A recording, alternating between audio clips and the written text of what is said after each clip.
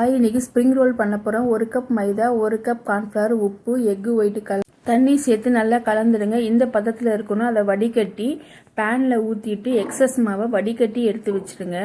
அதை சிம்லே வச்சு வேக வச்சு கையால் எடுத்தாலே வந்துடும். அந்த அளவுக்கு இருக்கும். அந்த ஷீட்டில் ஆயில் தடவி ஒரு ஷீட் மேலே ஒரு ஷீட் வச்சுக்கோங்க.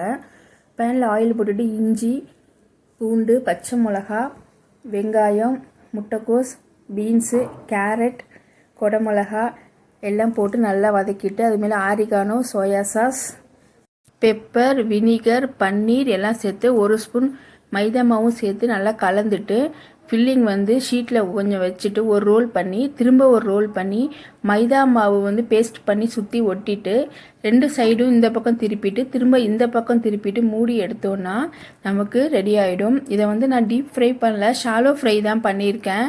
நம்ம வீட்டில் பண்ணுற ஸ்ப்ரிங் ரோல் கூட கடையில் வாங்குறது மாதிரியே இருந்தது. அருமையாக